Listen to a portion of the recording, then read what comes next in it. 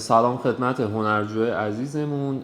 شروع میکنیم انشالله. برای جلسه اول یه سری توضیحات راجع به خود ساز نیاز هستش که شما حتما باید بدونید. آموزش ما روی گام رمینور هستش. حالا من یه توضیحم راجع به گام‌های مختلف این ساز بهتون میدم.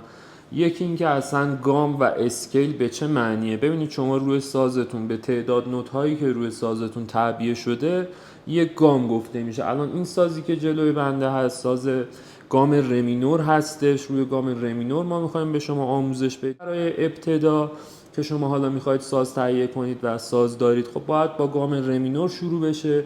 با گام های دیگه هم میتونید آموزش ببینید، فرقی توی نحوه آموزش و نحوه تاچ شما نداره، ولی خب بهتر اینه که از روی گام رمینور ما شروع کنیم، چون اکثر قطعات و اکثر نوازندگی ها روی این گام هست. خب ببینید بچه‌ها، این ساز الان گامش رمینور هستش، ولی شما توی گام های دیگه هم میتونید نوازندگی کنید. بچه‌ها الان مثلا میگم این ساز روی گام رمینور هستش، ولی خب 12 نوته، یعنی فضای بیشتری برای شما میده برای نوازندگیتون.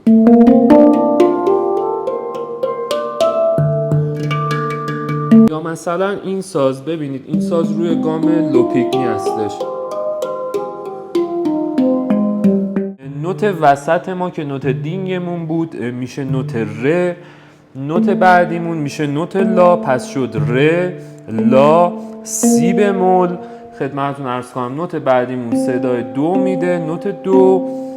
نوت بعدیمون میشه ر، نوت بعدی می، نوت بعدی فا، نوت بعدی سل و نوت بعدی هم میشه لا. و در ادامه این دوتا نوت و این یه نوت اجرا میشه.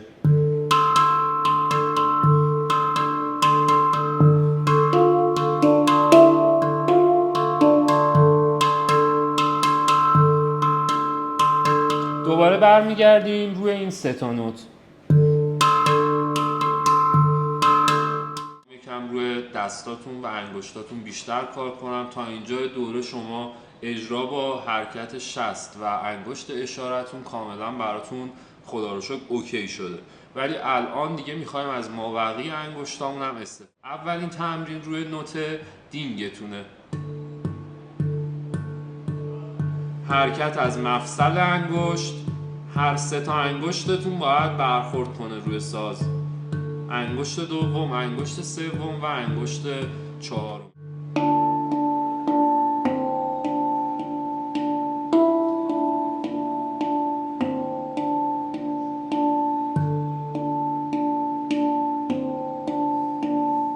قسمت اول ما نوت دینگ رو با نوت یکمون دوبل اجرا کردیم و آکورد گرفتیم. برای پارت دوم با این نوت شما باید دوبل اجرا کنید. یه بار دیگه براتون اجرا میکنم.